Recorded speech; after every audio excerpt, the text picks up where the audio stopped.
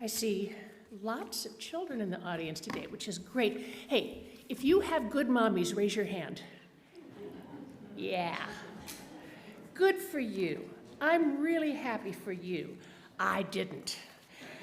You can think of my mom as Cruella de Vil on a bad day. But my experience was not typical. I know that. My mom had problems.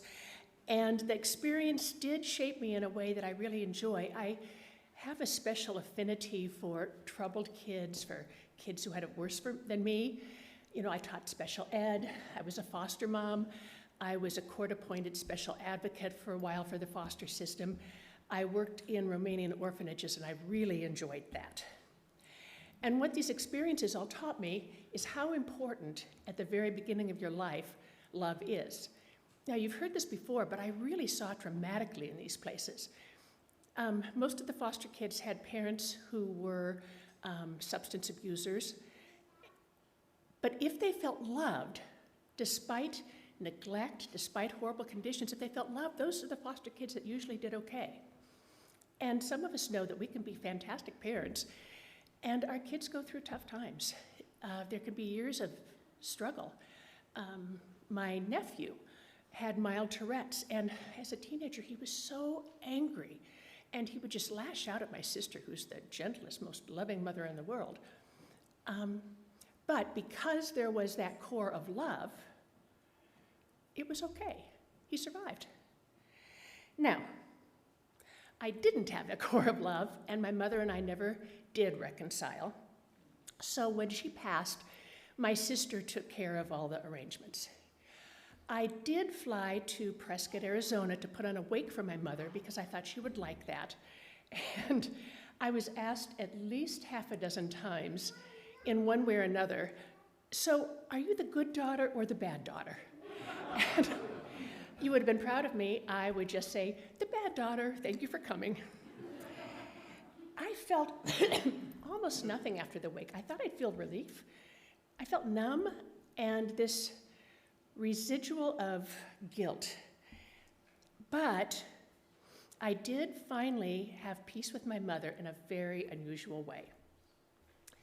A few years went by, and my beloved baby sister got a horrible cancer. And on one of her last days, sitting by her side, I said, by the way, Lisi, where did you scatter Mom's ashes? Silence. Lisi, where is Mom? She said, somewhere in my garage. So I said, don't worry, I'll take care of it. I promise, I'll take care of it. And a few weeks later, I did. I searched and searched, and I found a white box with my mom's name on it. I put it in the trunk of my car, put my dog in the passenger seat, and we drove to Arizona. But first, we had a stopover at our vacation home in Palm Desert. And as I pulled into the garage, I had this really, I don't even know what to call the feeling. I could not leave Mom in the trunk of a car when she had just been in the garage for 4 years. So I took her out, and I put her on the fireplace by the patio window, looking out at the garden, and I went to the grocery store. Came back, Mom was gone. I went rushing to my husband, and he said, well, I thought it was left over from the electrician. I threw it out in the garbage. It was trash day. I had passed garbage trucks coming up the street. I went running out there, rescued Mom with probably 2 or 3 blocks to spare, put her back into the trunk, took off the next morning for Arizona. Now, at this point, I had a plan. My sister had inherited my mother's house. They were renting it to a working couple, and it was a weekday. So I thought, I'll get there about noon. I'll sneak into the backyard. There's this beautiful tree my mother loved. I'll scatter her ashes under the tree, and I'll get out of there, and no one will be the wiser. I pull into the garage, or actually to the driveway. Not 1, not 2, but 4 people come out. Turns out that they were having company. And so they were lovely. They showed me around. They were very sweet.